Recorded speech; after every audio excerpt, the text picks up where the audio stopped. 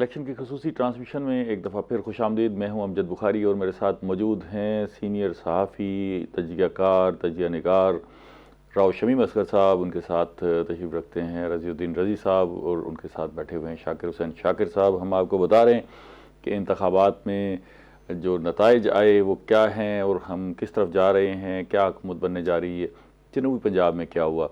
अभी थोड़ी देर पहले हमने आपको मुल्तान की जो ज़िले की 6 कौमी असम्बली की नशस्तें थी उनका अहवाल बताया। मैं लगे हाथों आपको सूबाई असम्बली की नशस्तों का भी अहवाल बताता चलूँ।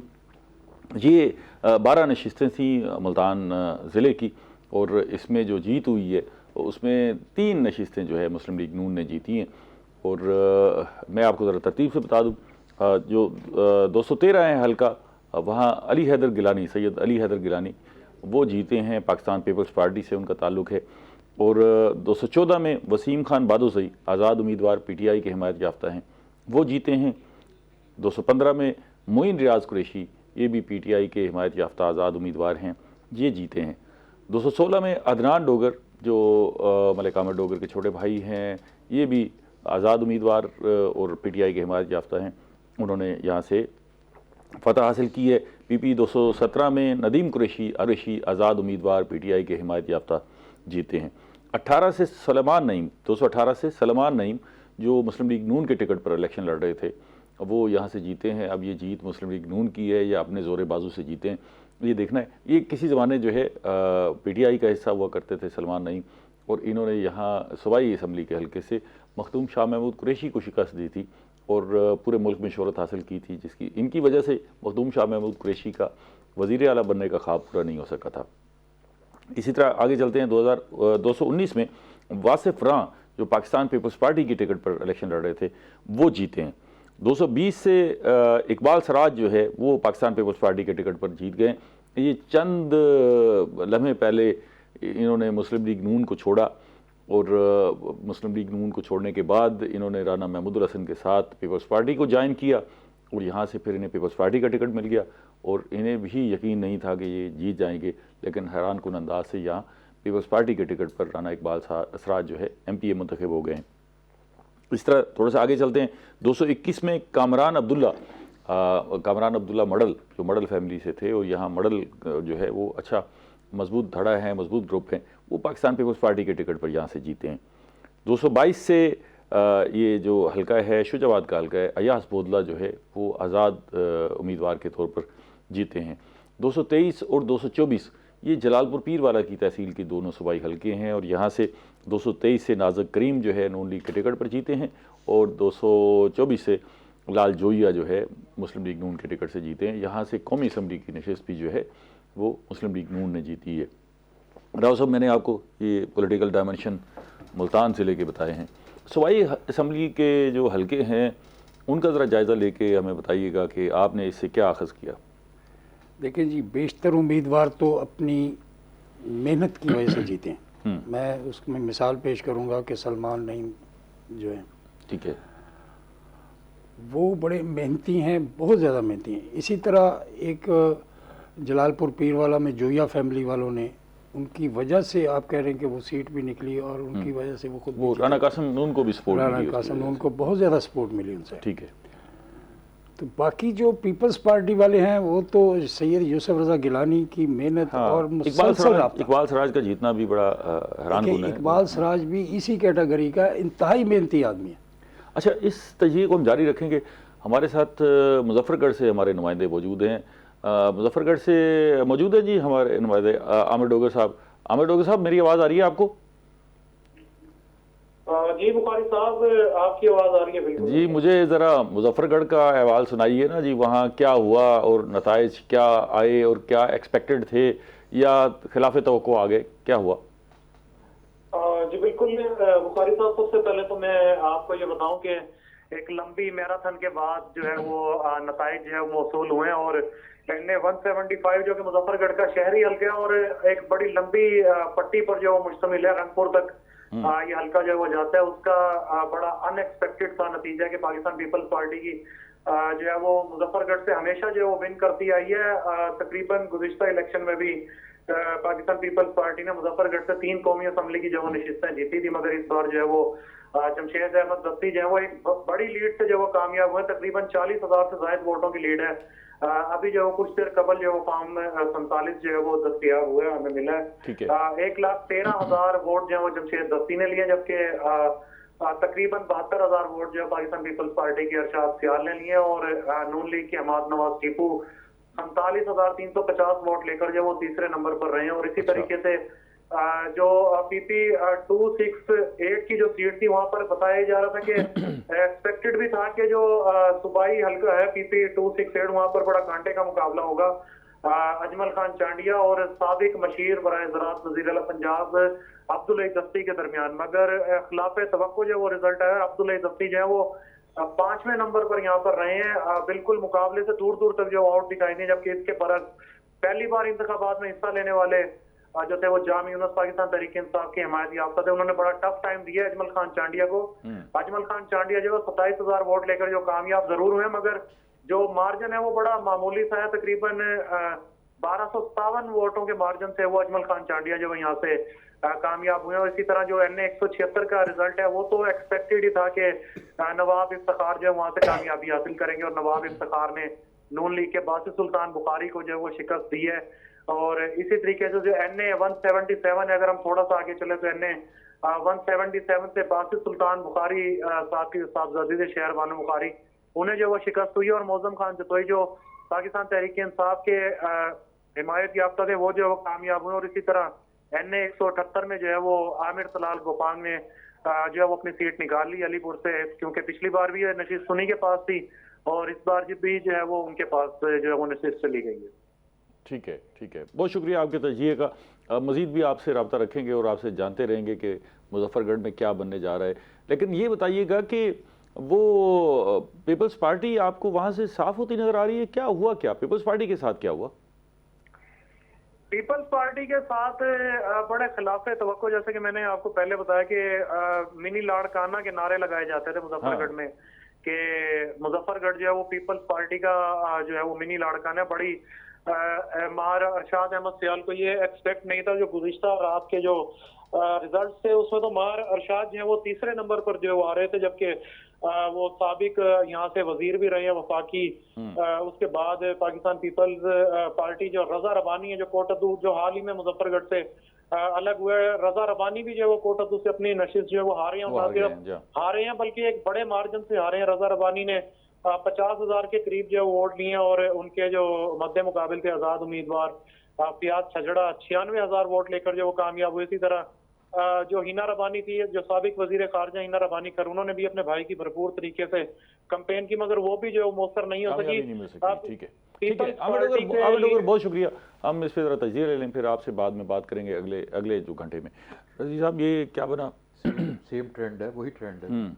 देखें, आप ये देखें कि हमने कौमी असम्बली का जो ट्रेंड देख रहे थे, जिस तरह हमने कल कौमी असम्बली की बात की थी, हमें वही लहर वहाँ दिखाई दे रही है जिसे हम कल से डिस्कस कर रहे हैं कि लोगों ने तमाम अच्छा, ये दही हल्के, इस ज़्यादा दही हल्के हैं, दही वहाँ भी रिस्पांस है। तो अब दही हल्कों में भी हमें ये रिस्पांस अब उसमें अब जो कल भी हमने बात की थी कि अर्बन और रूरल का फ़र्क भी अब जो है ना वक्त गुजरने के साथ साथ, क्योंकि जब हम डिजिटल ज़माने में हैं और हर चीज़ जो है वो लोगों की एसेस में है, लोगों को 1 मिनट में हर चीज़ की खबर हो जाती है। फिर इन्होंने अपनी कैंपेन भी सोशल मीडिया के जरिए बहुत भरपूर अंदाज से चलाई थी। ठीक है, टिकटॉक। शाकिर साहब, ये बताइएगा कि जमशेद दस्ती की सीट निकाल गए, एक्सपेक्टेड थी इस तरह इतने मार्जिन के साथ? वही जो ट्रेंड चल रहा है पूरे पंजाब में और KPK में, उनको तो बड़ी स्ट्रेस का सामना करना पड़ा, ताज़ा सूरत हाल में भी वही उसको फ़ायदा दे गया ना। वही जो स्ट्रेस था उसी को कन्वर्ट, जिस तरह डेरा गाजी खान में ज़रताज हैं तो वो थोड़े स्ट्रेस में थी, मतलब बहुत छोटी सी कैंपेन चलाई लेकिन उनका मार्जिन उसी की वजह से उनको बेनिफिट मिल गया। राव साहब, आपके ख्याल में जमशेद दस्ती के पास वो क्या गुर है कि वो मुतवसत तबका इंतहाई जो है, अब तो खैर वो मुतवसत नहीं रहे, लेकिन जब वो आए थे और अब वो दावा करते हैं कि मैं मुतवसत तबके का नुमाइंदा हूँ। जमशेद दस्ती जो है ना, उसने बिल्कुल अवामी सियासत की, आप कह रहे हैं कि इंतहा पे पहुँच गया था। उसने वहाँ फ्री बसें चला दी, और किसी ने रात को 1 बजे भी फ़ोन किया तो वो वहाँ पहुँच जाता था 1122 में वो। और उसको उसी वक्त से सिला मिलता चला रहा है। मैं एक ख़ास बात आपको थाने से छुड़वा लिया। हाँ जी, एक ख़ास बात जो बताना चाह रहा हूँ कि तवील अरसे से जो ज़िला मुजफ्फरगढ़ पे खर फैमिली छाई हुई थी, उसका सफाया हो गया, इस इलेक्शन में उनका सफाया हो गया। हाँ, आखिरी अच्छा, ये वरना 3-4 लोग आम तौर पे उनके होते थे और इस दफ़ा बिल्कुल सफाया हो गया। अच्छा, इस सारी सूरत हाल में नवाबजादा इफ्तिखार का सीट जीतना वो ज़रा जो है मीनिंगफुल है, क्योंकि पीपल्स पार्टी को पजीराई नहीं मिल रही। इसका मतलब ये है कि नवाबजादा ख़ानदान को थोड़ा सा एक तरफ रखते हैं, नवाबजादा इफ्तिखार की काफ़ी लगता है कि मेहनत है और पेनिट्रेशन है। क्या ख्याल है? ये भी है। और मुजफ्फरगढ़ पहचाना भी तो 2 फैमिलियों की वजह से जाता था ना। हाँ। एक खर फैमिली और एक नवाबजादा फैमिली। ये अगर पिछले 2-4 इलेक्शन में नवाबजादा इफ्तिखार को आप माइनस कर दें तो बड़ी मुश्किल सूरत हाल है, मुश्किल सूरत हाल नवाबजादा फैमिली के लिए। और ऐसे लगता है कि अगर ये ट्रेंड इसी तरह जारी रहा तो शायद इनके लिए भी मामला मुश्किल हो जाए, चीज़ें मुश्किल हो जाएंगी, चीज़ें चेंज हो जाएंगी आने वाले दिनों में। ये हिना रब्बानी खर तो अच्छी जीत लेती रही, उनके भाई रज़ा रब्बानी खर से के साथ क्या हुआ? अच्छा, मैं समझता हूँ कि जब आप मुसलसल मुंतखब होते हैं ना और मुसलसल आपके पास इख्तियार होता है तो फिर शिकायत भी उतनी ज़्यादा होती हैं। ये उस वजह से भी उनको इस नतीजे का सामना करना पड़ा है, क्योंकि ये चूँकि ख़ुद भी ये सेनेटर रहीं, ख़ुद वज़ीर भी रहीं, भाई भी इनका रहा, और जो 16 महीने की हुकूमत में वो भी उनके पास इख्तियारात थे, लोगों को ज़ाहिर है उस एतबार से मुतमईन नहीं करते। दूसरा ये है कि मैं ये कहा करता हूँ कि नवाज़ा रसूलुल्लाह खान सारी ज़िंदगी सियासतदानों को इकट्ठा करते रहे, लेकिन उनकी औलाद इकट्ठी नहीं है, वो अलग अलग पार्टीज़ में है। इस वजह से भी इनको मतलब इसमें मेरा ख्याल है नवाबजादा मंसूर अली खान को कोई रोल प्ले करना चाहिए था। उनका जो है वो बड़े भाई की हैसियत से, और फिर उनका जो कुछ थोड़ी सी रिजेम्बलेंस भी है नवाबजादा साहब से, उनका अंदाज़े गुफ्तगू भी, और धीमे मिजाज की सियासत करते हैं, वो ये उनकी नाकामी हम शुमार करेंगे। देखिए ना, वो खुद पीटीआई में थे और वो अब कहीं नज़र नहीं आ रहे, जबकि पीटीआई डोमिनेट कर रही है पूरे इस मुजफ्फरगढ़ में। अच्छा, इरशाद सियाल और जो जमशेद दस्ती हैं, इन दोनों का पस मंज़र तकरीबन वही मिलता जुलता वहाँ से है। तो बल्कि वो ये तीनों ही जो है कारकुन की हैसियत से, को भी देखे ना जी, तो वो भी ऐसे। अच्छा, इसमें जो एक और शिकस्त है शबीर कुरैशी, उनको भी शिकस्त हुई है। वो मेरा ख्याल मुजफ्फरगढ़ में है या किसी दूसरे ज़िले में चले गए, तो वो पीटीआई से थे। तो ये भी देखें कि वहाँ पर बड़ा मुतज़ाद मैंडेट मिल रहा है। जहाँ बाकी धचका है राव साहब, पीपल्स पार्टी के लिए भी मुजफ्फरगढ़, मतलब वो हम देखते हैं 2008 के इलेक्शन में 5 की 5 सीटें जीती, फिर ये काम डिस्कस करें, मुश्किल हालात में भी वो 3 सीटें निकाल गए वहाँ से मुजफ्फरगढ़ से। और अब इस तरह हमेशा खर फैमिली जो है उसके 3-4 आदमी होते थे। और आप हिना रब्बानी खर को देखें कि उन्होंने जिस वक्त वो अपने इलाके में पर्दा करती थी उस वक्त भी सीट निकल आई। और अब तो लेगेसी उनकी बड़ी मजबूत है, रब्बानी खर की बड़ा होल्ड था ना जी, बड़ा होल्ड। और वो शौकत अजीज के ज़माने से हम उन्हें देख रहे हैं ना, उनका बहुत। और बड़ी दिलचस्प बात यह है कि वो इतने पढ़े लिखे भी नहीं है, रब्बानी खर तो नहीं है बिल्कुल, लेकिन उनका बड़ा होल्ड था। अच्छा, ये चीज़ हुआ कि रब्बानी खर के इंतकाल के बाद ये पहला इलेक्शन था। इसका मतलब ये है कि उनकी शख्सियत जो है वो डोमिनेट करती थी इलाके पर, तो अब वो नहीं रहे तो फिर लोगों ने ना दूसरी तरफ रुजू कर असल राब्ते उन्हीं के थे अवाम के साथ। और वो बड़े, चूँकि वो ज़्यादा पढ़े लिखे नहीं थे तो अवाम में मिलजुल के रहते थे, और माली तौर पे भी काफ़ी आसूदा थे, उनके बड़े बड़े फॉर्म हैं, जिम्मेदार बड़े फॉर्म। वैसे ये बताइएगा कि गिलानी साहब जो जीत गए हैं तो अब उनके कंधों पर यहाँ पर पीपल्स पार्टी को मजबूत करने का बोझ बढ़ जाएगा, जिम्मेदारी बढ़ जाएगी, और होप्स भी उसी तरह हो जाएंगी। जरदारी साहब की होप्स, बिलावल साहब की जो होप्स भी उनसे इसी तरह की हो जाएगी। उन्होंने अभी जो आज खिताब किया है, हमने भी सुना, वो आपने भी सुना, उसमें उन्होंने यही कहा कि जिम्मेदारियाँ बढ़ गई हैं, मेरे कंधों पर अब जिम्मेदारियाँ बढ़ गई हैं, मुझे उन तवक्कुआत पर पूरा उतरना है। उनमें सबसे बड़ी जिम्मेदारी जो है वो पार्टी की है, क्योंकि पार्टी को जिस पार्टी के प्लेटफॉर्म से वो मुंतखब हुए हैं उसी पार्टी को उन्हें मजबूत भी करना है, क्योंकि वो पार्टी कमज़ोर होती दिखाई दे रही है इस खित्ते में, खुद मजबूत होते दिखाई दे रहे हैं, और वो पार्टी और उस पर इल्ज़ामात भी उन पर आ रहे हैं कि पार्टी इनकी वजह से कमज़ोर हो रही है। कुछ लोगों को नाराज़गियां भी हैं। लिहाज से तो वो कामयाब हुए ना, कि लोग कहते थे कि जी घर में टिकटें बांध दी, भाई घर में पार्टी तो जीत गए ना, अगर वो शायद बाहर जाते तो वो टिकटें किसी और तरफ भी जानी चाहिए थी ना। जैसे हम बहुत सारी मिसालें हैं कारकुनों की जिन्हें शिकायत रहीं तो हमें उम्मीद ये रखनी चाहिए, जहाँ कारकुनों को दिए कारकुन हार गए ना, ये भी तो मसला हुआ। उम्मीद ये रखनी चाहिए ना कि वो अब इसको किसी और अंदाज में लेकर चलेंगे और पार्टी की मजबूती के लिए उसमें बुनियादी चीज रखें कि मैं ब्रेक लूंगा। आप ब्रेक ले लें, फिर इस पर बात करते हैं। नाज़रीन हमारे साथ रहिएगा, एक ब्रेक के बाद मिलते हैं।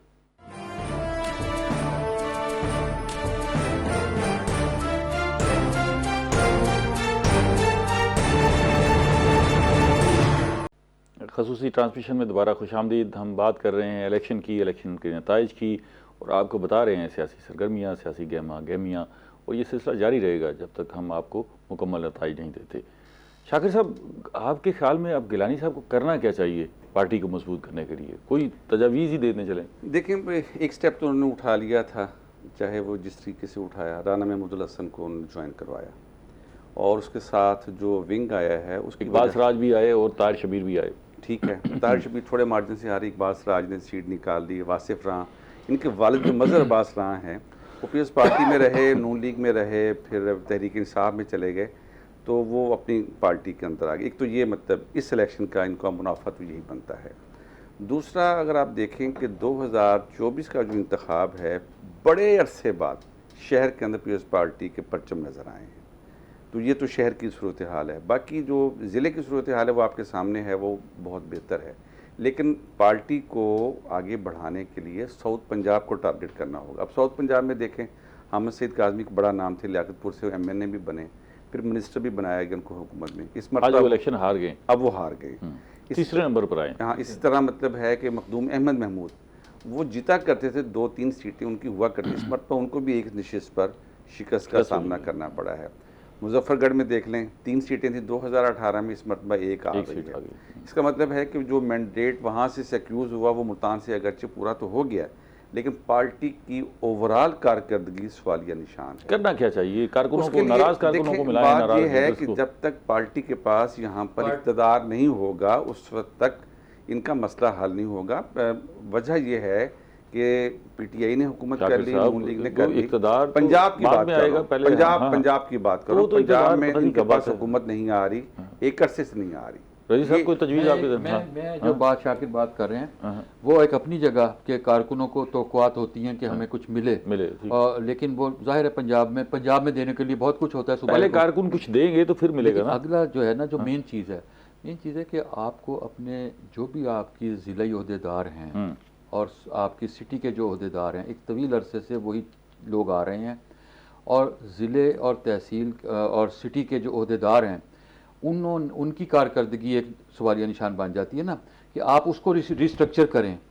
अच्छा, बहुत सारे पीपल्स पार्टी के लोगों को मैं जानता हूँ जो पीपल्स पार्टी के लिए नारे लगाते थे, वो तहरीक इंसाफ में चले गए, और मुझे वो किसी चाय खाने पर मिलते हैं और उनसे बात हुई, उन्होंने कहा जी हमें पार्टी ने क्या दिया, हमने सारी उम्र झंडा उठाया, ये सारा कुछ हुआ। ठीक है, और ये सारा कुछ करना चाहिए। मैं नाम ले लूं, तारिक रजा जो है, वही नाम है तारिक रजा के साथ हम चाय खाने पे मैंने उसने कहा जी सारी उम्र हमने झंडा उठाया, लेकिन हमें कुछ नहीं मिला। और इसमें फिर आपको नौजवान जो है ना जी, जिस तरह तहरीक इंसाफ ने सोशल मीडिया के जरिए अपने नौजवानों को इकट्ठा किया ना, इनका ये वाला विंग बड़ा कमज़ोर है। हाल ही में पीपल्स जो अपने एक फोरम है इस्लामाबाद का, उन्होंने एक प्रोग्राम किया मुल्तान टी हाउस में, और बड़ा कामयाब प्रोग्राम था। नौजवान लड़के लड़कियां बड़े एक्टिव थे सोशल मीडिया के हवाले से, वो प्रोग्राम भी बड़ा अच्छा था। अगर इस तरीके से एक नई नस्ल को, एक मिनट मैं आपसे ज़रा इजाज़त लूँगा। अजमल खान चांडिया जो है मुस्लिम लीग नून से मुंतखब हुए हैं, वो हमारे साथ लाइन पर मौजूद है। चांडिया साहब, आप मेरी आवाज़ सुन पा रहे हैं? जी, मुझे आवाज़ आ रही है जी। अच्छा, एक तो आपको मुबारक हो, और फिर बताइएगा कि वहाँ मुजफ्फरगढ़ में क्या सूरत हाल बनी? ये सारी आज़ाद उम्मीदवार भी आ गए और पीपल्स पार्टी का भी सफाया हो गया, और आपको भी चलो खैर कुछ ना कुछ पजीराई मिल गई। इसको कैसे देखते हैं आप, इस सारी सूरत हाल को? बेसिकली मतलब क्योंकि अभी यंगस्टर्स का वोट है थोड़ा ज्यादा, आप देखें ना प्रपोर्शन, तो वो 65% जो है ना वो यूथ है। चांडिया साहब उसे कम तो नहीं किया जा सकता, अब उसके साथ ही चलना होगा। नहीं, कम नहीं किया जा सकता। एक्चुअली ये है कि एक हाइब्रिड थ्योरी के तहत PTI ने उन बच्चों को जो है ना एक अलग ही जगह पे खिलाया हुआ है। बहरहाल ये है कि उन्होंने अपना वोट पोल किया है, इसके ये कुछ आपने देखे हैं कि इस तरह के इफेक्ट्स आए हैं। लेकिन साहब में ये है कि जैसे अभी मेरी जो पूरा मंशूर रहा है वो बेस्ड ऑन यूथ रहा है। तो मैंने यूथ की नुमाइंदगी की है अपने कॉन्स्टिट्यूएंसी में भी और इवन डिस्ट्रिक्ट लेवल पे भी। और मेरा मंशूर काफी वाज़ेह है कि हम नौजवान की तरक्की करना चाहते हैं, उसके लिए जो है ना जो जॉब्स के मौके हैं वो बढ़ाना चाहते हैं। साथ में उसके यहाँ मुजफ्फरगढ़ में हम चाहते हैं कि यूनिवर्सिटी हो, क्योंकि हमारे पास यूनिवर्सिटी नहीं है। साथ ही हम चाहते हैं कि यूथ को हम इस तरह इंगेज करें डिफरेंट एक्टिविटीज में। तो क्योंकि मैं यूथ के साथ पूरी तरह हैंड विद ग्लव था, तो इसकी रीजन यही बनी कि नौजवानों ने मुझ पर ट्रस्ट किया और अल्हम्दुलिल्लाह मैंने ये सीट विन की। तो वहाँ इंडस्ट्री नहीं है, तो इंडस्ट्री के लिए क्या प्लान करेंगे? कुछ और कुछ नहीं तो जिस तरह इंडस्ट्रियल जोन बनते हैं वो मुजफ्फरगढ़ में एक इंडस्ट्रियल जोन ही बनवा दें, ताकि उसमें हुकूमत का खर्चा तो नहीं होता। मेरा तो उसमें मैनिफेस्टो में जो सबसे बड़ा पॉइंट है यूनिवर्सिटी के बाद वो इंडस्ट्रियल स्टेट का है, क्योंकि मुझे पता है कि अगर इंडस्ट्रियल स्टेट आता है तो 2.5 लाख नौजवानों को रोजगार मिलेगा। तो मेरा मंशूर है और इसके लिए मैंने काफी तगो की हुई है। मैंने बाकायदा जो पिछली गवर्नमेंट थी या डिफरेंट गवर्नमेंट्स आई हैं उनको मैंने ऑन बोर्ड भी लिया है through letters, through different meetings. मेरी कोशिश रही है हमेशा से कि मैं इस तरह के प्रोजेक्ट्स अपने डिस्ट्रिक्ट को दूं जिससे हमारे डिस्ट्रिक्ट का भी इमेज बेहतर हो और नौजवानों को मौके मिले कि वो अपने आप को ग्रूम कर सकें और साथ में अपनी जो आगे बढ़ सके, हाउस होल्ड इकोनॉमी है उसको बेहतर कर सकें। ठीक है चांडी साहब, बहुत शुक्रिया। आप अपनी फतह को एंजॉय करें, हम ज़रा आपकी फतह पर तबसरा करते हैं। राव साहब ये बताइएगा कि हमने पीपल्स पार्टी के लिए तो सोचा कि उन्हें क्या करना चाहिए। यहाँ मुस्लिम लीग नून ने भी बड़ा नुकसान उठाया है, सुल्तान में भी और इर्द गिर्द भी हम देख रहे हैं। लोधरा की एक सीट जो है बड़ी सिक्योर थी। वो मुस्लिम लीग नून को अपनी वापसी के लिए इस खिते में क्या करना चाहिए? पहले पीपल्स पार्टी के बारे में एक फिक्र करना चाहूँगा कि यूसुफ रज़ा गिलानी साहब शौरी कोशिश करते रहे हैं कि वो अपने घर से पार्टी को बाहर निकालें। ठीक है, आसम डियर, उसके बाद अहमद हुसैन डियर और फिर आप जावेद अली शाह, ये सारे इन्हीं के शागिर्द हैं। अच्छा, इन्होंने और यहाँ से लेकर आप कह लें कि सैयद अहमद महमूद अच्छा, तक ये तो शागिर्दी उस वक्त होगी ना कि वो भी शागिर्द इनको उस्ताद मानते हो। अब जब वो तो ये कहते हैं कि उस्ताद को छोड़ के भाग जाए तो कोई कुछ कर नहीं सकता। अच्छा, जावेद अली शाह साहब का नाम लिया आपने, वो तो शायद इनसे ज़्यादा सीनियर होंगे। नहीं, सीनियर तो उनके वालिद थे ये भी सैयद फखरुद्दीन शाह, लेकिन इनकी दोस्ती बहुत ज़्यादा और बड़ी गहरी थी। आपको याद होगा कि जब ये स्पीकर थे तो नवाज शरीफ ने कोई बात इनको पहुंचानी होती थी तो जावेद अली शाह के ज़रिए पहुंचाते थे। एक दोस्ती आपस में बड़ी गहरी रही। बहुत गहरी। आपको बल्कि ये भी याद होगा कि जब सैयद यूसुफ रज़ा गिलानी प्राइम मिनिस्टर थे और जलालपुर पीरवाला का बाई इलेक्शन अहमद मुश्तबा गिलानी के लिए लड़ने के लिए वहाँ पर तैयारियाँ हुई, तो वहाँ पर जो जलसा हुआ तो वज़ीर-ए-आज़म यूसुफ रज़ा गिलानी बतौर वज़ीर-ए-आज़म उस जलसे में मौजूद थे और जावेद अली शाह अपोनेंट पार्टी के होने के बावजूद स्टेज पर बैठे हुए थे। तो ये ताल्लुक़ की ये सूरत हाल है। तो अब ज़रा मुस्लिम लीग नून के हवाले से कोई मशवरा देना, आपका मशवरा वो बड़ा मानते हैं। मुस्लिम लीग नून आप कह लें कि अपने पाँव पे खुद ही कुल्हाड़ी मारी है। वो एक तो उन्होंने जो भी उम्मीदवार चुने हैं उनमें ज़रा सोच समझ का और ज़्यादा उन्होंने अच्छा मुजाहरा नहीं किया। अच्छा, ये बाई डिज़ाइन तो नहीं होगा मेरा ख्याल, या तो तवज्जो कम रही इधर या वो बहुत ज़्यादा जोन में थे, ये भी हो सकता है। मुल्तान पे तवज्जो रही नहीं। आप देखें कि उसको जहांगीर तरीन को यहाँ पे, हालांकि उसका वो हल्का है, सारी ज़िंदगी उसने वहाँ पे इलेक्शन लड़ा है, उसको यहाँ पे ला के बिठा देना मुमकिन है। उन्होंने जिद की हो मे भी, और उन्होंने उनको सिर्फ अपने साथ मुमकिन है कि मुस्लिम लीग नून का अपना फैसला भी ना हो। हाँ, लेकिन उसके विंग्स पे देखें, सारे विंग्स जो हैं जितने भी, मैं नहीं समझता कि वो इस काबिल थे। अब ये जो शाहिद साहब हैं ये पीटीआई में चले गए थे जावेद हाशमी के साथ, और फिर जावेद हाशमी तो बाद में आया, ये पहले छोड़ा है। तो फिर इन्होंने, आप इनमें तारक नईमुल्ला होता था असल इनका जो कारकुन, सियासी कारकुन, हाँ जी, वो बेचारे फौत हो गए। उसकी बहुत थी। तो उसके बाद वो बात ना रही जो इनमें होनी चाहिए थी।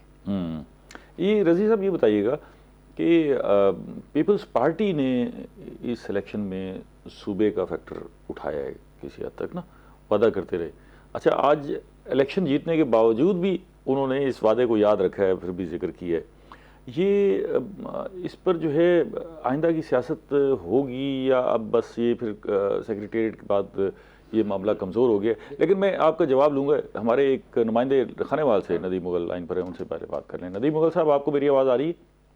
जी जी। खानेवाल के हालात बताएं, क्या बना वहाँ पर? और वहाँ तो बेशतर उम्मीदवार इंडिपेंडेंट थे, ये भी पता नहीं लगता कि वो इंडिपेंडेंट हैं, किसी की हिमायत याफ्ता हैं, क्या सूरत हाल है? ज़रा मंजरनामा बताइएगा।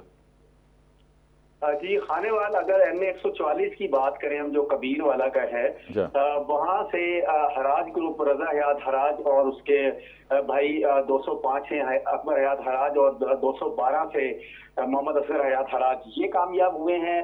तीनों भाई कामयाब हुए हैं और ये तीनों भाई आज़ाद हैसियत और हराज ग्रुप की हैसियत से यहाँ पर इलेक्शन लड़ रहे थे। यहाँ से PTI के जो हमायती याफ्ता आज़ाद उम्मीदवार थे वो तीसरी पोजीशन पर रहे हैं, और दूसरी पोजीशन पर जो है वो यहाँ पर सैयद ग्रुप रहा है।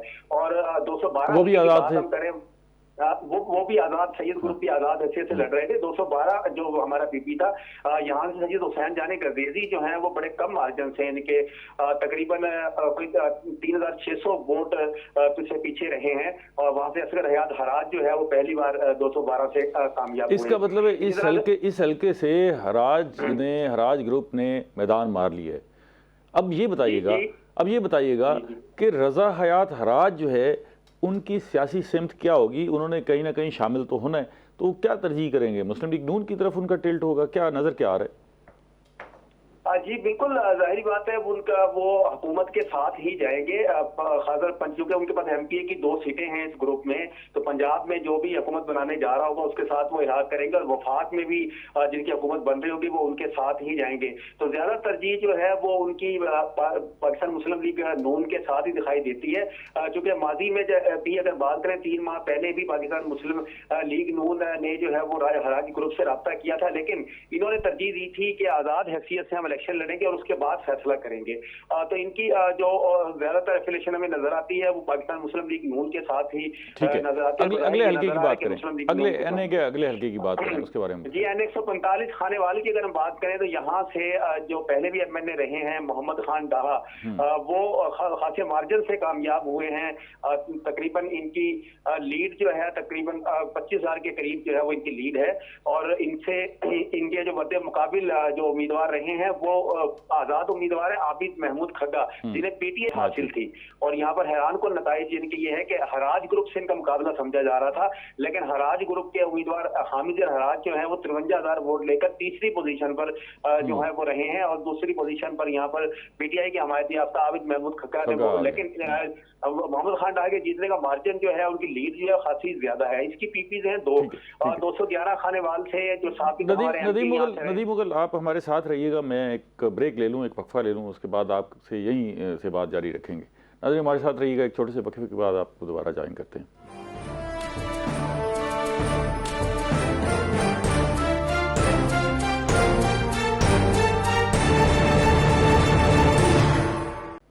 वेलकम बैक नाज़रीन, हम बात कर रहे हैं सियासी सूरत हाल की। नदीम मुगल जो हमारे खानेवाल में कॉरेस्पॉन्डेंट हैं वो हमारे साथ लाइन पे मौजूद हैं। नदीम, बताइएगा, आप 145 की बात कर रहे थे, क्या सूरत हाल है अब वहाँ पर? जी, 145 की बात हम मुकम्मल कर चुके थे। अब बात हमारी खानेवाल NA 145 और उसके PP 211 की बात की जा रही थी। वहाँ से पाकिस्तान मुस्लिम लीग नून के साबिक MPA हैं जो पिछले दौर में भी कामयाब रहे हैं, राना मोहम्मद सलीम हनीफ, ये 211 से कामयाब हुए हैं, और इनकी जो लीड है वो 20,000 वोटों की है। और यहाँ पर जो PTI के हमायती याफ्ता आजाद उम्मीदवार हैं इमरान परवेज धूल, वो दूसरे नंबर पर रहे हैं, और जो हराज ग्रुप के उम्मीदवार थे ओके के निशान पर शेख मोहम्मद अली, वो तीसरे नंबर पर जो है वो यहाँ पर रहे हैं। यहाँ से भी वाज़ेह अक्सरियत से जो है मुस्लिम लीग नून के सलीम हनीफ ने जो है वो मैदान मार दिया। लेकिन इसके साथ के अगर हल्के की हम बात करें, जहां से साबका 2 बार जिला नाज़िम रहने वाले और 1 बार MPA रहने वाले उम्मीदवार अहमद यार हराज का मुकाबला था साबिक MPA फजल रहमान के बेटे उसामा फजल से, तो वहां पर मुकाबला जो है खासा क्लोज रहा है। उसमें उसामा फजल ने वोट हासिल किए हैं 46,799, वोट लेकर वो कामयाब हुए हैं। और अहमद यार हराज ने यहाँ से हासिल किया 39,120। यहाँ पे खासा क्रोध मार्जिन रहा है, तकरीबन 7,000 की लीड से जो उसामा फजल यहाँ से भी मुस्लिम लीग नून के कामयाब हो गए हैं। यूएन 145 से तीनों उम्मीदवार यहाँ पाकिस्तान मुस्लिम लीग नून से कामयाब हुए हैं। तो अगर अब हम आगे चले यहाँ एन 146 मियां चन्नू में, तो वहां पर सूरत हाल ये देखने में आई है कि वहां से एनए की सीट पर तो जो पीर जहूर कुरैशी जो कि पीटीआई के हमारे याफ्ता उम्मीदवार हैं वो वहां से कामयाब हो गए हैं। और उनके नीचे 208 की सीट पर आमर याद हराज हैं, वो बड़े कम मार्जिन से कामयाब हुए हैं मुस्लिम लीग नून के। वो सिर्फ 1744 वोटों से जो है वो कामयाबी हासिल की है। इसी तरह अगर हम मियां चन्नू शहर के हल्के की बात करें, हल्का बीपी 207, जहां से बाबर जापानी उम्मीदवार है मुस्लिम लीग नून के, माजी में वो 2 बार एमपी रहे हैं, तो वहां से वो 20,000 से ज्यादा की लीड लेकर कामयाब हुए। लेकिन इस बार वो भी 2200 की लीड से जो है सिर्फ जो कम मार्जिन से जो है वो मुस्लिम लीग नून से कामयाब हुए हैं। तो एन 146 से वहां से एक आजाद उम्मीदवार पीर जहूर कुरैशी एनपीटीआई के हवाई अफ्ता जो है वो कामयाब हो गए हैं। और दोनों एमपी की सीट जो मुस्लिम लीग नून ने कामयाबी हासिल की है। ये पहले ये मुझे बताइएगा कि यहाँ से दोनों सूबाई सीटें तो मुस्लिम लीग नून ने हासिल कर ली, पीर असलम बदला के साथ क्या बना? वो बड़े धीमे मिजाज के सियासतदान, अच्छे सियासतदान हैं, रब्ता भी रखते हैं, उनके साथ क्या बना? जी देखिए, जैसे मैंने आपको पहले बताया कि अगर नीचे की सीटों में अगर मार्जिन आप देखें तो वो इंतहाई कम है। आमर याद हराज का 1700 कुछ है और 2200 वोटों का जो है बाबर जबानी का, वो इतना ज्यादा मार्जिन नहीं है। तो जो जहूर कुरैशी चूंकि पहले यहाँ से एमएनए रह चुके हैं और उनके वालिद पीर शिजात कुरैशी की भी एक बड़ी पुरानी सियासत वहां पर मौजूद है। और दूसरी बात ये है कि इस बार पहली बार ये हुआ कि पाकिस्तान पीपल्स पार्टी के उम्मीदवार जो है बैरिस्टर हैदर जबान कुरैशी, वो यहाँ से इलेक्शन नहीं लड़े थे, तो जिसका पूरा ऐड जो है वो भी जहूर कुरैशी को गया है, क्योंकि इनका एक खानदानी मरासम है, जिसकी वजह से जहूर कुरैशी का जो है वहां पर अपना बैंक वोट भी था और पीटीआई का वोट भी था, जिसकी वजह से जहूर कुरैशी जो है वहां से कामयाब हुए हैं। ठीक है, क्विकली अगला हल्का जरा बता दीजिएगा। ये अगला हल्का हमारा एन 147 है जहानिया। वहां से बात करें तो वहां पे भी एक हैरान को नतीजे जो सामने आए कि इफ्तिखार नजीर जो मुस्लिम लीग नून के उम्मीदवार हैं वो कामयाब तो हुए हैं, लेकिन उनके मद्दे मुकाबिल जो है पीटीआई के हमायती याफ्ता नवीद जहानिया जो है वो खासे क्लोज रहे हैं और कम मार्जिन से इफ्तिखार नजीर जो है इस बार अपने एमएनए की सीट जो है वो बचाने में कामयाब हुए हैं। और एमएनए की सीट पर जो इफ्तिखार नजीर खासी लीड के साथ जीते। हर दफा इफ्तिखार नजीर साहब जीत कैसे जाते हैं? इसका जरा कोई हमें उनका गुर क्या है जिसकी वजह से वो जीत जाते हैं?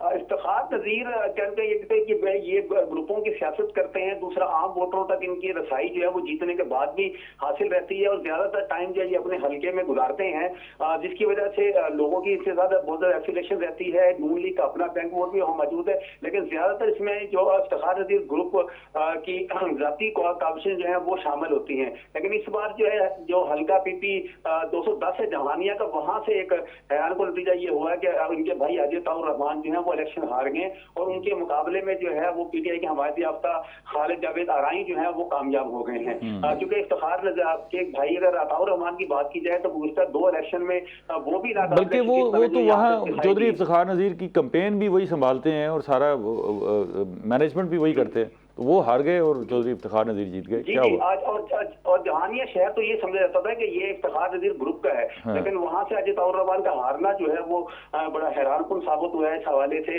कि मुकम्मल कैंपेन जो है इफ्तिखार नजीर ग्रुप की जो है वो अजय ताउर रहमान ही चलाते हैं और पुराने सियासतदान हैं और 3 बार जो है वो मुसलसल वहां से एमपी भी रह चुके हैं। लेकिन उनके दूसरे भाई जियाउर रहमान जो कि गुज़िश्ता ज़िमनी इलेक्शन में हल्का 209 से हार गए थे, लेकिन इस इलेक्शन में देखने में आया कि वो जियाउर रहमान जो है वो कामयाब हो गए हैं और दूसरी बार 209 हल्के से उन्होंने इलेक्शन में यहाँ से लड़ा है। लेकिन यहाँ पर भी अगर दूसरी पोजीशन की बात की जाए तो पीटीआई के हवायती याफ्ता हुमायूं खान जो है वो दूसरे नंबर पर है और पाकिस्तान के नामवर शहजाद अलीम खान जो है वो तीसरे नंबर पर यहाँ से रहे हैं। ठीक है, बहुत शुक्रिया नदीम मुगल, आपके जो आपने हमें तफसीलात बताई उसमें काफ़ी सारी इन्फॉर्मेशन थी। तो अलीम खान भी हारे हैं यहाँ से, और वैसे मजमूई तौर पर तो शाकिर साहब जो खानेवाल की सूरत हाल है वो मुस्लिम लीग नून के हक में निस्बतन ठीक है, वो ज़्यादा बुरी नहीं। हाँ, मतलब सिवाय ज़हूर कुरैशी वाली सीट के और फिर वो रज़ा भी समझे कि नून लीग के साथ हैं, वो मुस्लिम लीग ने यहाँ पर भी वैसी ही वर्किंग की जैसे मुल्तान में की। मैं ये अर्ज़ करना चाहता हूँ कि जब टिकटों के फ़ैसले हो रहे थे तो उन्होंने हर उम्मीदवार से कहा कि हमने आपके बारे में मुख्तलिफ सर्वे करवाए हैं, और जब तारिक रशीद की बारी आई तो उनको कहा हमने 5 सर्वे करवाए हैं और 5 के 5 सर्वों में आपकी पोजीशन अच्छी नहीं है, इसलिए आप मेहरबानी करके विड्रॉ हो जाएं, पहली बात। दूसरी बात यह है कि जावेद अंसारी को टिकट दिया था मुस्लिम लीग नून ने, तो ये सोच कर दिया था कि वो इतने मजबूत कैंडिडेट हैं कि उनकी वजह से शाह महमूद MNA बनते रहे हैं और उनका मार्जिन भी ज़्यादा होता था। और अंसारी बरदरी ने ख़ास तौर पर सईद अंसारी, आमिर सईद अंसारी और पीपल्स पार्टी के जो अंसारी बरदरी सब ने उनके लिए दुआए खैर की, मुत्तफ़िक कल है।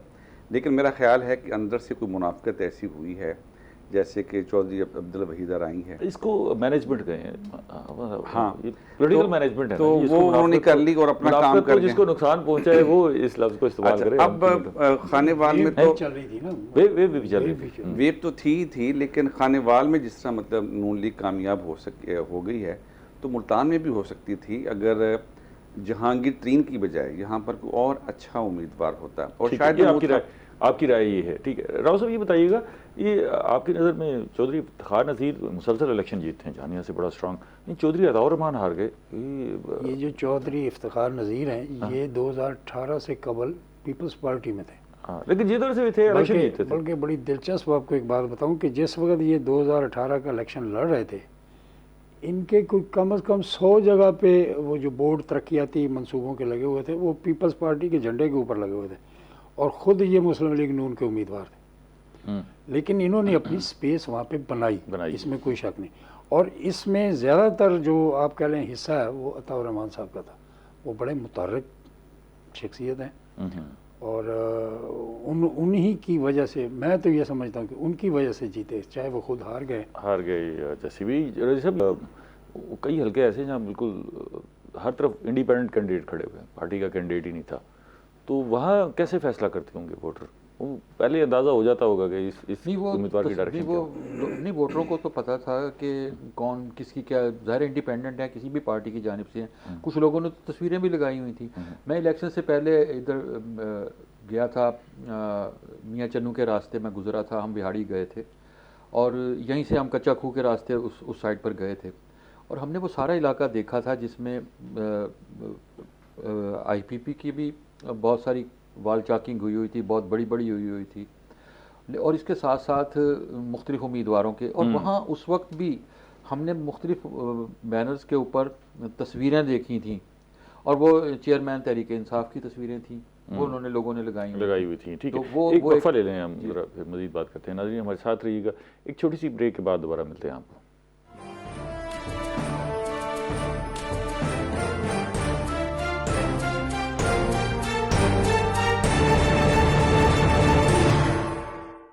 फिर से खुशामदीद। हम बात कर रहे हैं इलेक्शन की। इंतखाबी नताइज आपकी स्क्रीन पर आ चुके हैं, काफ़ी सारे आ गए हैं, बाकी आ रहे हैं, तेज़ी से आ रहे हैं। उम्मीद है कि शाम तक आपको नताइज जो है वो मिल जाएंगे। क्यों जी, मैं ठीक कह रहा हूँ? उम्मीद तो यही रखी जानी चाहिए। मेरा ख्याल है कि आज की रात जो है बड़ी अहम है और उसमें जो बकाया रहेंगे तकरीबन कोई 60 नताइज रहेंगे, वो आ जाएंगे। तो रजी साहब, ये हमें कोई डायरेक्शन नज़र आ जाएगी कि हुकूमत किसकी बनने जा रही है, या अभी डायरेक्शन तो जिन्होंने देनी है वही बताएंगे कि किस तरफ जा रही है, हमें नहीं पता लगेगा, लेकिन हमें नहीं पता चला। अच्छा ठीक है। राव साहब, आपका क्या ख्याल है, ये जो इंडिपेंडेंट हैं इनमें से बेशतर जो है वो किधर जाएंगे? देखिए, इंडिपेंडेंट दो किस्म के हैं। एक वो हैं जो तहरीक इंसाफ के हमायती याफ्ता हैं, दूसरे वो हैं जो इंडिपेंडेंट, जैसे जैसे खानेवाल में अभी आपने सुना। तो ख्याल किया जा रहा है कि 15 से 20 के दरमियान जो हैं वो ऐसे लोग मौजूद हैं जो आज़ाद हकीकी मानों में। अच्छा, वो जो हकीकी आज़ाद हैं उनकी डायरेक्शन का तो पता ही होता है कि उन्होंने तो उधर ही जाना है जिधर हुकूमत होगी। मैं ज़रा रहीम यार खान की सूरत हाल से आपको आगाह करूँ। आसिम सदीक साहब हमारे साथ मौजूद हैं, रहीम यार खान के ब्यूरो चीफ हैं, उनसे पूछते हैं। आसिम साहब, मेरी आवाज़ आ रही है? बिल्कुल आवाज़ आ रही है। वो मखदूम अहमद महमूद साहब के ख़ानदान से क्या बना? एक सीट उनके हाथ से निकल गई, तो बड़ी मजबूत थे वहाँ पर उस हल्के में। वैसे रहीम यार खान की तरह मजबूरी सूरत हाल भी क्विकली हमें बता दीजिएगा। सर देखिए, वाकई आप सही कह रहे हैं कि एक सूरत हाल कंपटीशन था, वहाँ पे नजर आ रहा था कि जो वहाँ पे मुकाबला होगा, मगर जो अनइवन रिजल्ट आए हैं उसमें मखदूम हाशिम जो वक्त का हारना भी एक अनइवन रिजल्ट में है। बिल्कुल ठीक है। जैसे पाकिस्तान पीपल्स पार्टी के मखदूम से मुर्तज़ा महमूद नूर लखनपुर से नजर आ रहे थे कि वो जीतेंगे, इसी तरह वो जीते। NA 170 से हम कह रहे थे शेख फयाजुद्दीन एक मजबूत तौर पर होंगे, मगर वहां पर शेख फयाजुद्दीन जो मुस्लिम लीग नून के उम्मीदवार थे वो बुर्ज उल्टा वहाँ पे आजाद उम्मीदवार या तरीके इंसाफ के हमायती याफ्ता उम्मीदवार थे मियां गौस मोहम्मद, वो जीते। इसी तरह इन्हें 171 से हम समझते थे कि हमेशा वही जीतते आए हैं। पहले मखदूम खुसरो मुख्तियार बने थे, अब भी यही नजर आ रहा था कि हाशिम जवां वहाँ से जीत सकते हैं, मगर ये बुर्ज भी उल्टा और रैस मुमताज मुस्तफा एडवोकेट जो है वो वहां पर कंटेस्ट किया उन्होंने पहली मरतबा MNA की सीट पर और पहली ही मरतबा जीत के ये बुर्ज भी। और इसी तरह हाशिम जवां वक्त अपनी सूबाई असेंबली की सीट जहाँ पे वो कंटेस्ट कर रहे थे वहां पर भी 2 सीट पे वो भी हारे हैं। इसके अलावा हम MNA 172 वहां पर पाकिस्तान मुस्लिम लीग नून के मियां इम्तियाज अहमद को मजबूत समझा जाता था, मगर वहां पर जो अब दोबारा कंटिन्यू करेंगे जुवैद इकबाल वड़ाइच, उन्होंने बहुत अच्छा कमबैक किया और बहुत बड़े मार्जिन के साथ वो वहां पर इलेक्शन जीते हैं। NA 173 जो है मुस्तफा महमूद अहमद महमूद के बेटे जीते तो है, मगर एक लंबा मार्जिन जो हमेशा 40-50 हजार वोटों का होता था वो नहीं रहा, सिर्फ 3000 वोटों के फर्क से वो वहां पे जीते। और जो आजाद उम्मीदवार है तहरीक इंसाफ के नाम हमायती याफ्ता, वो उनका सिर्फ 3000 वोटों का फर्क रहा है। एक टफ कंपटीशन नजर आया। और इसी तरह सादिकाबाद में कहा जा रहा था कि शायद अजहर खान लगारी यहाँ पर ना जीत सके, उस्मान महमूद यहाँ पे जीते, मगर अजहर खान लगारी भी 6000 वोटों के फर्क से यहाँ पे जीते हैं। और यही फ्लो जो है वो सूबाई असेंबली में भी देखने में आ रहा है। रजनफर लंगा जो पाकिस्तान पीपल्स पार्टी से 255 जीते हैं, 256 जो है वो पाकिस्तान पीपल्स पार्टी के काजी अहमद से ही जीते हैं, 257 पाकिस्तान मुस्लिम लीग नून के चौधरी महमूद अहमद जीते हैं, 258 तहरीक इंसाफ के हमायती याफ्ता इजाज शफी जीते हैं। और इसी तरह 259 जो है डॉक्टर फैसल जवेद जो पहली मरतबा इलेक्शन में हिस्सा ले रहे थे पाकिस्तान तहरीक इंसाफ के हमायती याफ्ता थे, वो जीते। और 200 यहाँ पे आशम 260 जो साइमा कंवर पाकिस्तान तहरीक इंसाफ की जो एक अननोन आम सी वर्कर है, वो उनका हल्का भी नहीं ना वहाँ पे उनका खानदान है, वहां पे खड़ी हुई और हाशिम जवां वक्त जैसे मजबूत कैंडिडेट उनको एक बड़े मार्जिन के साथ 30,000 वोटों के मार्जिन के साथ वहां पे हराया उन्होंने। इसी तरह जामो मानुल्लाह। ठीक है आसिफ, एक बात मुझे बताइएगा कि क्विकली कि हामिद सईद काज़मी साहब के साथ क्या बना? उन्हें तो बड़ा आखिरी वक्त में साथ ले जाया गया और टिकट दी गई, क्या बस यही उनके वो जो हम कहते हैं मुरीदैन हैं, उन्होंने हल्का भी बदला था, तो क्या बना उनके साथ? वोट तो अच्छा लिया उन्होंने, वोट तो अच्छा है, ठीक है, वोट अच्छा लिया, मगर तीसरे नंबर पर आए हैं। और जो तीसरे नंबर पर आया वो इतना खास नहीं। और जो डिफरेंस आया ना, जो हम कहते हैं फ्लो, जो फ्लो चला है, जो फ्लो के तहत जो सबसे अहम बात है, मियां गौस मोहम्मद अच्छे खासे मार्जिन के साथ मुस्लिम लीग नून के जो मजबूत उम्मीदवार जिसको समझा जाता था, जब बात की जाती थी तो यही कहा जाता है जब फार्मूला है, फार्मूले के तहत ये होंगी, इस तरह से सीटों की, मगर वो सब फार्मूले उलट गए, सब फार्मूले उलट गए। बहुत शुक्रिया आपका आसिम सदीक, बहुत शुक्रिया।